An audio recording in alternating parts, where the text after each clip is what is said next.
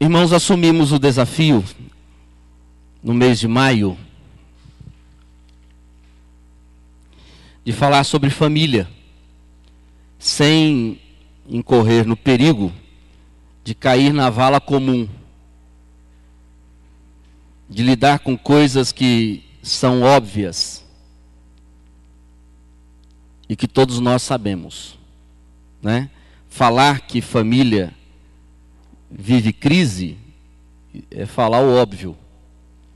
Falar que família tem problema, isso é falar o óbvio. E nós costumamos falar sempre partindo daquilo que é tão corriqueiro se ouvir.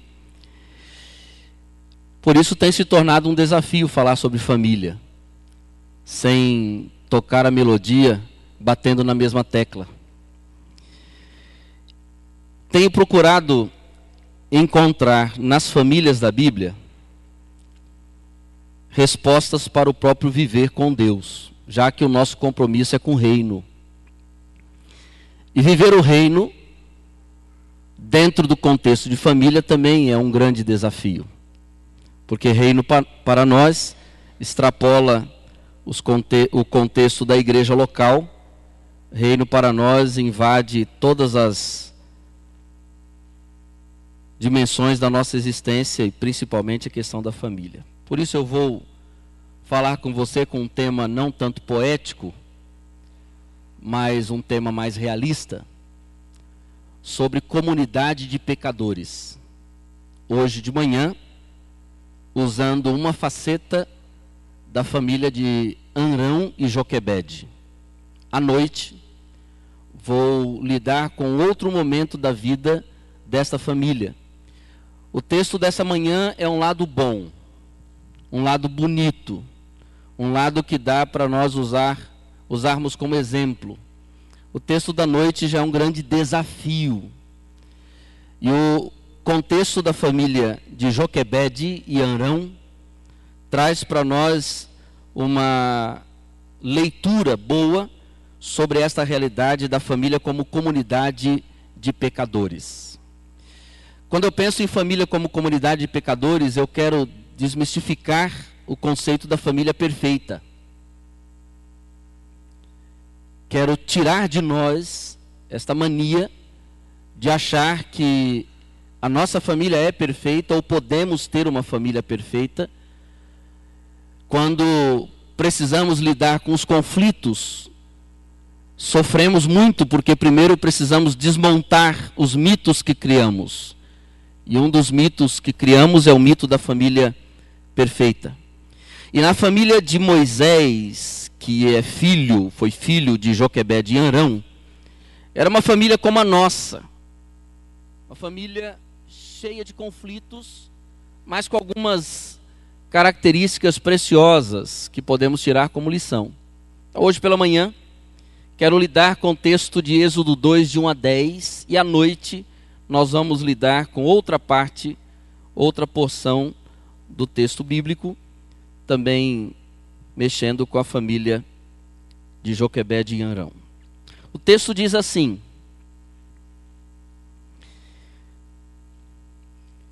foi-se um homem da casa de Levi e casou com uma filha de Levi. A mulher concebeu e deu à luz um filho, e vendo que ele era formoso, escondeu 3 meses. Não podendo, porém, escondê-lo por mais tempo, tomou para ele uma arca de juncos e a revestiu de betume e de pez. E pondo nela o menino, colocou-a entre os juncos à margem do rio. E sua irmã postou-se de longe para saber o que lhe aconteceria. A filha de Faraó desceu para banhar-se no rio, e as suas criadas passeavam à beira do rio. Vendo ela a arca no meio dos juncos, mandou a sua criada buscá-la. E abrindo-a, viu a criança, e eis que o menino chorava. Então ela teve compaixão dele e disse: este é um dos filhos dos hebreus. Então a irmã do menino perguntou à filha de Faraó: queres que eu te vá chamar uma ama dentre as hebreias, para que crie este menino para ti? Respondeu-lhe a filha de Faraó: vai. Foi, pois, a moça e chamou a mãe do menino. Disse-lhe a filha de Faraó: leva este menino e cria-mo, eu te darei o teu salário. E a mulher tomou o menino e o criou. Quando, pois, o menino era já grande, ela o trouxe à filha de Faraó, a qual o adotou, e lhe chamou Moisés, dizendo: porque das águas o tirei. Irmãos, a família de Joquebede e Arão sofreu as consequências naturais por viver em um mundo pecador. A história, para quem não conhece, se configura da seguinte maneira: o povo hebreu estava vivendo em cativeiro no Egito e estava crescendo muito em número, nascendo muitos homens, muitos meninos. E o rei do Egito mandou que as parteiras hebreias, no texto do capítulo 1, do versículo 15, nós temos essa citação, Sifrá e Puá, que quando nascesse um menino, elas matassem o menino. Foi uma ordem do rei. E diante daquela ordem do rei, no contexto daquela ordem real, Joquebede fica grávida, ou estava grávida. Imagine você, uma mãe, grávida, fica sabendo pela mídia que o governo editou uma lei de que todos os meninos durante um período de tempo deveriam, meninos que nascessem, já lá na maternidade deveriam ser sacrificados. E para alegria sua, você faz o ultrassom, está lá, é um menino. Se fosse uma menina, você não perderia, mas é um menino. Imagine a cabeça de Joquebede. Imagine os conflitos de Joquebede.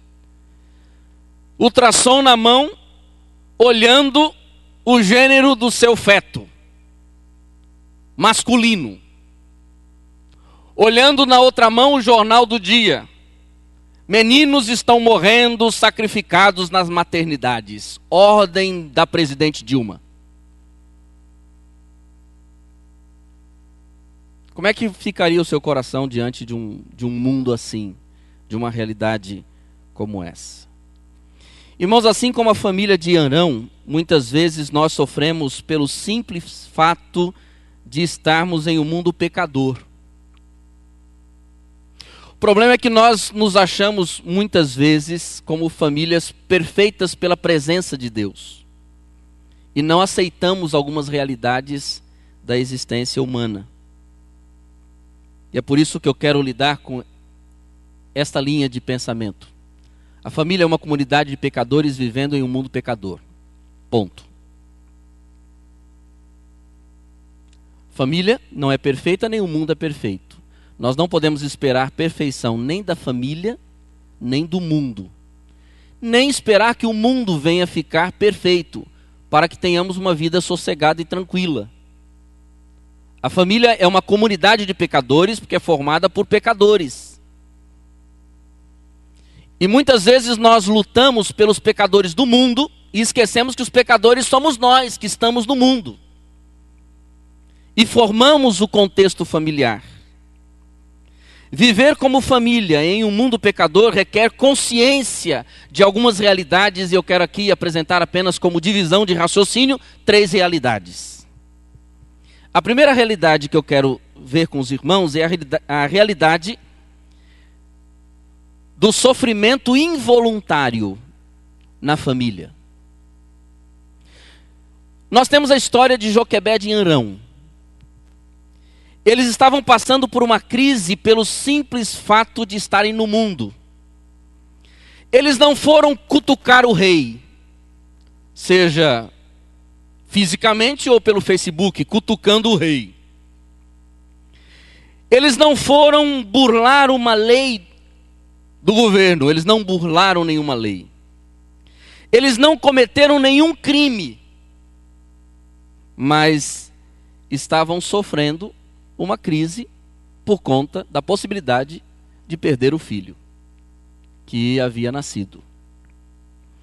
Irmãos, nem todo sofrimento tem a sua origem em casa. Um dos grandes dilemas da família é tentar encontrar dentro de casa a raiz de todos os problemas. Como se a família fosse a origem de todos os males da história de uma família. Como se essa família não estivesse envolvida em um contexto social. Como se essa família não estivesse envolvida em um contexto espiritual. Como se essa família estivesse totalmente fora do mundo no qual ela está inserida.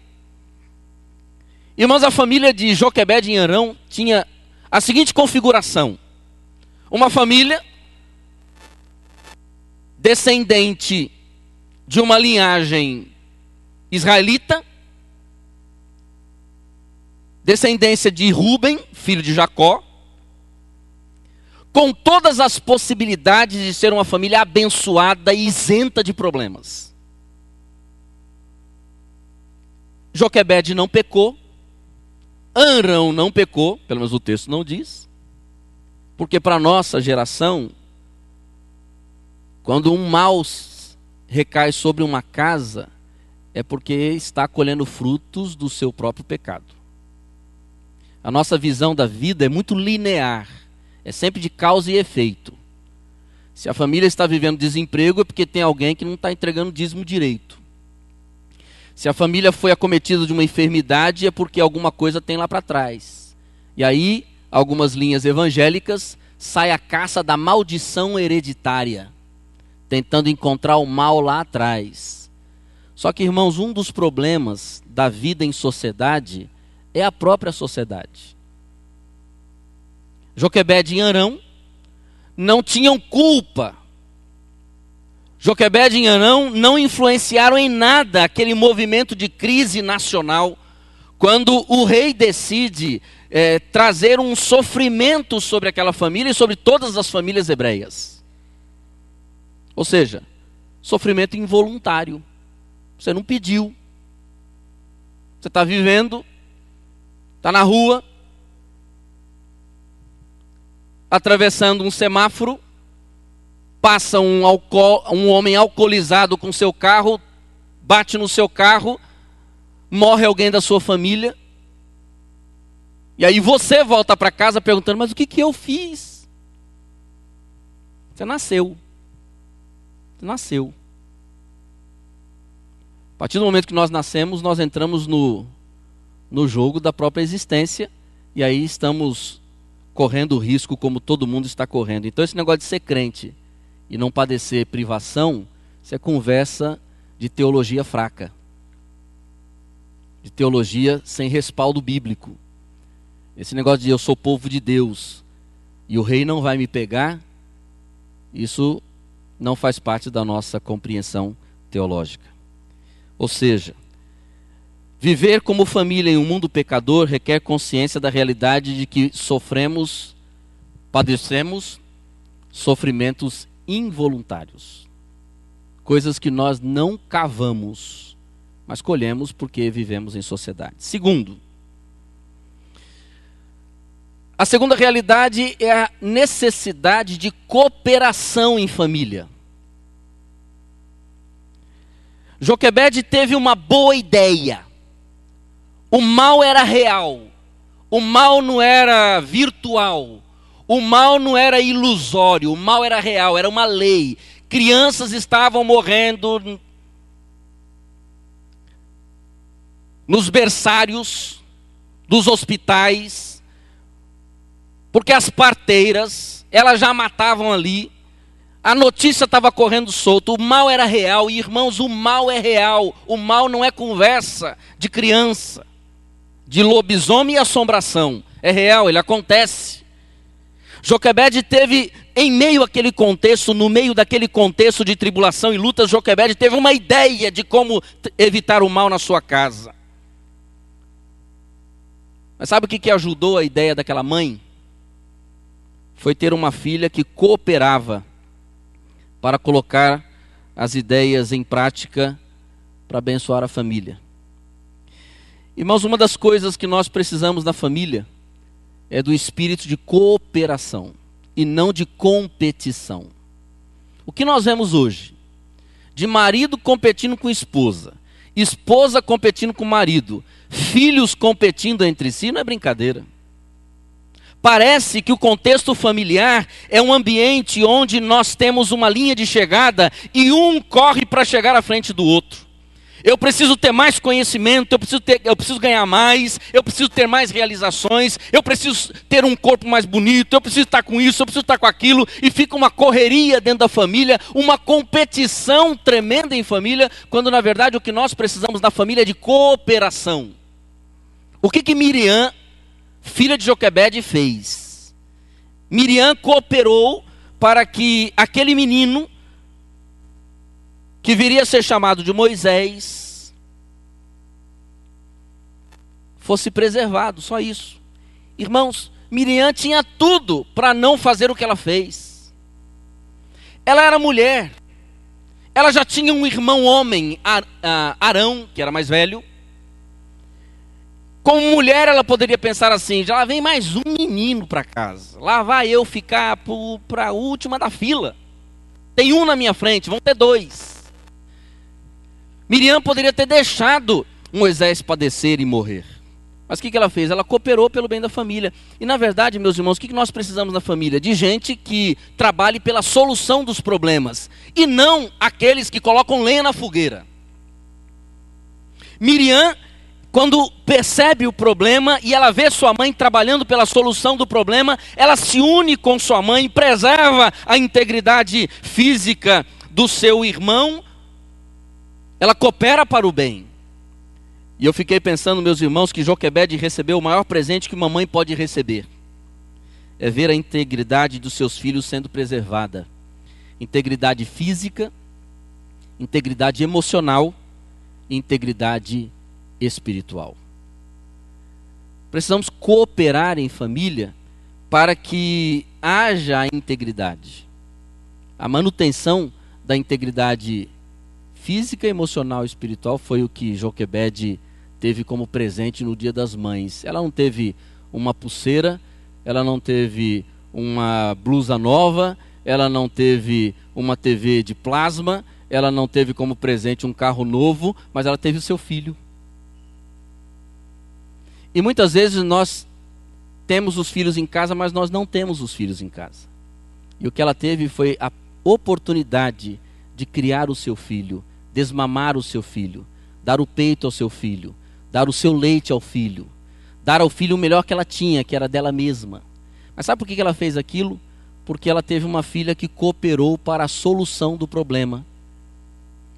Quando Joquebede colocou o menino naquele cesto, diz o texto que Miriam, irmã de Moisés, ficou ao longe observando o que aconteceria com o menino. Ela cooperou se envolvendo com o problema. Mas ela não se envolveu com o problema para destruir o outro. Ela não se envolveu com o problema para afastar o outro, para segregar o outro dentro da própria família. Ela se envolveu com o problema para encontrar uma solução para o problema. Precisamos de gente que se una para a solução, não para criar os problemas. Porque a sociedade por si só, ela cria os seus problemas. E nós precisamos de unidade, de cooperação, para que os problemas sejam resolvidos. E foi isso que Miriam fez. Se colocou ao longe, observou o que aconteceria com o menino. Quando a filha de Faraó pega o menino, ela vai e diz assim: olha, eu posso arrumar alguém para cuidar do seu filho? E ela, muito inteligente, trouxe a própria mãe do menino, que era sua mãe, apresentou a filha de Faraó e disse: essa mulher aqui, tadinha, não tem nada para fazer na vida. Ela pode cuidar do menino para a senhora? Tá bom, então cuida para nós. A filha de Faraó não sabia, mas era a mãe de Moisés. O que Miriam fez foi reconhecer a necessidade de cooperação na família. E quando há cooperação, nós afastamos a destruição. Porque um ao outro ajudou, diz a Bíblia, e ao seu companheiro disse: esforça-te, né? Necessidade de cooperação. E a última realidade, meus irmãos, é a carência de Deus. Aquela família hebreia mantinha a sua fé no Deus dos hebreus. Apesar deles estarem cativos no Egito, Joquebede e Arão certamente conheciam a sua origem, filhos de Ruben. Na verdade, Ruben estava lá para trás, muito atrás. Eles eram da linhagem de Ruben, da linhagem de Jacó. Eles sabiam que eles eram hebreus de hebreus. Eles conheciam as histórias do Deus de Israel. Eles conheciam as histórias do Deus de Abraão, do Deus de Isaac e do Deus de Jacó. E Joquebede, naquele momento, quando ela lança o menino no rio, certamente ela está colocando em prática a sua fé. É isso que ela está fazendo. Sabe por quê, meus irmãos? Joquebede, como mãe, sabia que existia um Deus acima de toda a realidade dada. O mal era real, mas existia um Deus acima de todo o mal presente. Ela sabia disso. Joquebede não fez de conta que não existia o mal. Joquebede não fez de conta. E muitas vezes em família a gente brinca de fazer de conta. E sabe por que a gente faz de conta? Porque a gente quer ser uma família perfeita. E a gente quer dizer para os outros que nós somos perfeitos. E está aí a grande mentira da sociedade cristã. É querer dizer para o mundo que nós somos perfeitos. E aí quando nós percebemos que alguns males recaem sobre o nosso contexto familiar, nós não sabemos justificar para o mundo. Quando nós pegamos textos como a história de Abraão, a história de Isaac, a história de Jacó, a história de Arão, vamos pegando a história de Davi, a história de Moisés, a história de todas as famílias da Bíblia, nós não conseguimos justificar para o mundo porque nós passamos uma imagem de famílias perfeitas e nós não sabemos lidar com os nossos conflitos. Mas Joquebede, meus irmãos, quando ela usa daquela ideia santa e maravilhosa que ela teve, e ela coloca o seu menino no rio, ela se apega à realidade de um Deus que está acima de toda a realidade. E se há um mal real, existe um Deus real. O mal é real, mas Deus também é real. A injustiça do rei do Egito, ou de Faraó, era real. As injustiças sociais, elas são reais. A divisão de classe, as injustiças que acontecem por todas essas divisões, elas são reais. Nós não precisamos fazer de conta, meus irmãos. Mas em meio às injustiças que são reais, existe um Deus justo que é real. E Joquebede creu nisso. E ela colocou o seu menino no rio. Ela se apegou à fé que ela tinha no Senhor. Mas ela não só se apegou à fé que ela tinha no Senhor, ela se apegou às obras. Porque diz Tiago que a fé sem obras é morta. Não adiantava nada ela ficar na casa dela, de joelhos, naquele momento, orando por Moisés. Irmãos, ouçam o que eu vou dizer. Bem batista. Nada pentecostal. Não adianta nada você ficar de joelhos orando, quando é momento de agir. Naquele momento ela tinha que construir uma arca. Naquele momento ela tinha que betumar a arca. Ah, Deus está no negócio, eu vou fazer de qualquer jeito. Bota a arca sem betumar para ver se o moleque não morre. Morre afogado. Né? E tem muito crente que acha que Deus vai betumar a arca. Não. Ela monta a arca de juncos. Ela betuma a arca toda. Quando ela percebe que a arca não vai afundar, aí ela coloca no rio. E quando a menina percebe que se o menino ficar sozinho no rio, eles podem nunca mais ver o menino, ela fica perto para saber o que ia acontecer com o menino. Isso é juntar fé com obras, meus irmãos. É nós entendemos que no contexto da família, nós precisamos de Deus. E só colocaremos este Deus em movimento a favor da nossa família quando nós unirmos fé e obras. Nós dobrarmos o nosso joelho pelo nosso Moisés, mas nós fizermos aquilo que precisamos fazer de fato para que o Moisés não morra. Tem muita mulher orando, tem muito marido orando, tem muito filho orando, tem muito pai orando, mas chega um momento que tem que parar de orar e construir a arca para salvar o menino.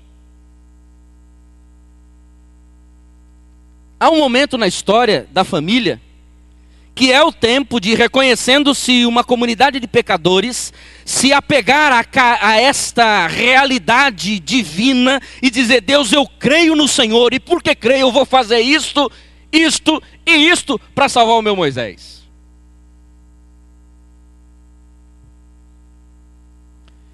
Nós não podemos viver só de fé, meus irmãos.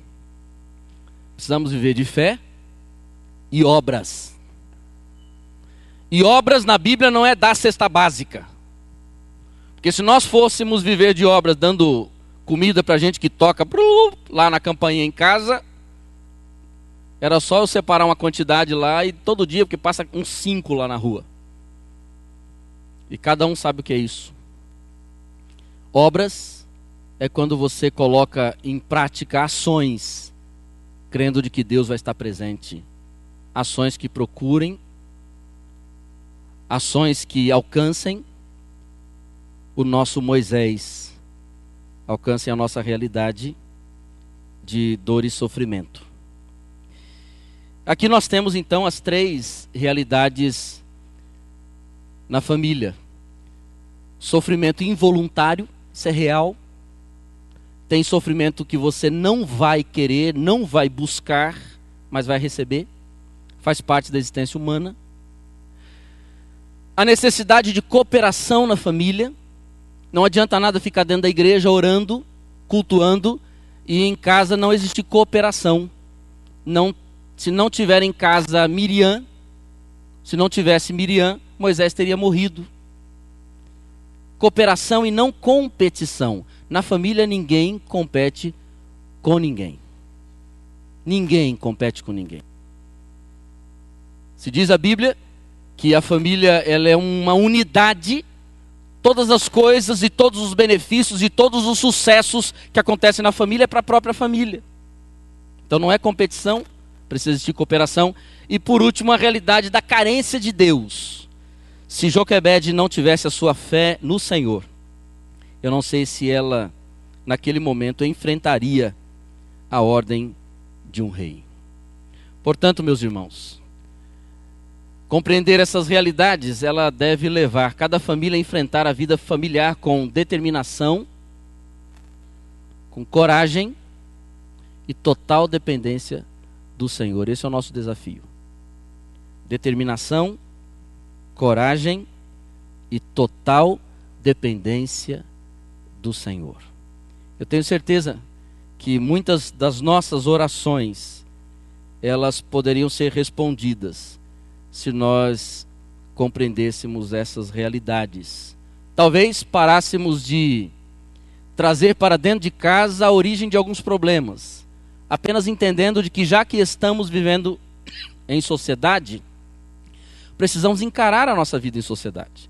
Não podemos nos enclausurar dentro da igreja, colocar a nossa família dentro da igreja e dizer que está tudo lindo e perfeito e maravilhoso. Isso é ilusão, né? Não podemos achar que estamos isentos das questões da sociedade. Isso é ilusão. Precisamos enfrentar com determinação a vida. Não podemos também viver dentro de casa sem cooperação, achando que Deus vai agir quando nós mesmos não queremos agir. E por último, precisamos lembrar que temos necessidade de Deus para que a família se preserve.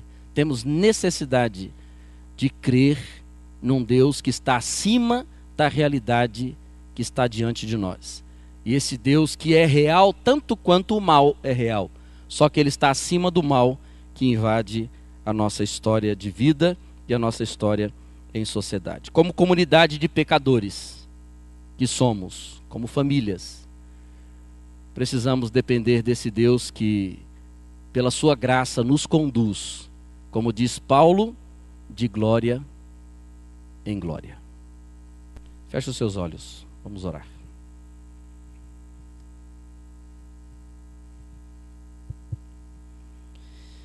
Certamente não existe aqui dentro nenhuma família que não seja uma comunidade de pecadores. Se somos uma comunidade de pecadores, precisamos dentro da família de graça. Família não é tribunal. nenhum membro da família é juiz.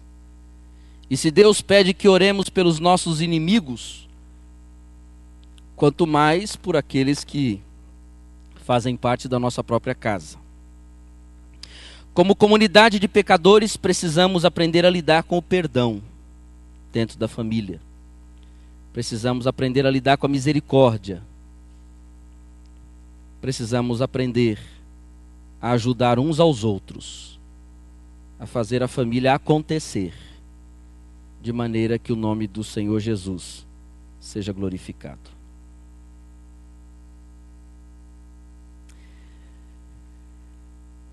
Pai querido, nós recebemos o desafio nesse mês de maio de refletir sobre a família. Mas não queremos cair, ó Deus, na vala comum de dizer para nós ou para os outros de que o fato de sermos teu povo, somos famílias perfeitas. Queremos assumir, ó Deus, conscientemente, de que somos uma comunidade de pecadores. Pessoas que foram afetadas pela semente do pecado. Somos uma comunidade de pecadores, mas quando entregamos a nossa vida a Jesus Cristo, nos tornamos uma comunidade de pecadores redimidos. Pecadores que têm o grande privilégio de contar com sua presença em casa. A sua presença que dá a nós a capacidade de agirmos com graça, com misericórdia e com bondade dentro da própria família. Graça que nos ajuda a lidar com o sofrimento involuntário. Graça que nos ajuda e nos fortalece para que vivamos dentro da família em cooperação e nunca em competição. Graça que nos dá esta percepção clara da tua presença no meio da família. Ó Deus, se houver alguém aqui nesta manhã que não tem esta tranquilidade, esta paz, de saber que o Senhor está em casa através de Cristo Jesus, que esta manhã seja uma manhã de salvação, porque diz a tua palavra: crê no Senhor Jesus Cristo e serás salvo tu e a tua casa. E quando tua palavra diz ser salvo, não está falando ser salvo dos problemas, dos dilemas, das crises. Está falando ser salvo da condenação do inferno. E Deus, quando somos uma família marcada pela graça do Senhor, unida por pessoas que não vão para o inferno e vão para o céu, isto fortalece a família. Isto dá, ó Deus, forças para perdoar, forças para ajudar, forças para entender que a família não está aqui para conquistar coisas humanas, mas está aqui para glorificar o teu nome. Senhor, no nome de Jesus, que esta comunidade de pecadores, aqui representada por cada irmão, que as famílias aqui representadas, ó Deus, sejam abençoadas pelo Senhor, e cada uma delas receba do Senhor a graça suficiente para viver em meio aos sofrimentos que não foram pedidos, sofrimentos involuntários, graça suficiente para quebrar toda a divisão que existe dentro das casas, das famílias, e que haja um espírito de cooperação, um espírito de harmonia, mesmo com aqueles que não foram tão justos e tão bons e tão retos. Deus, no nome de Jesus, quando aplicamos os valores do teu reino na família, nós conseguimos ver a tua glória e conseguimos desfrutar de um pouco mais de paz. Nós colocamos o nosso coração diante do Senhor. Eu coloco cada família aqui diante do Senhor. A começar, ó Deus, pela minha própria família. Cada família aqui presente, todos nós, somos comunidades de pecadores que dependemos da tua graça, da tua bondade e da tua misericórdia. Oramos assim no nome de Jesus. Amém, Senhor Deus. Amém. Estaremos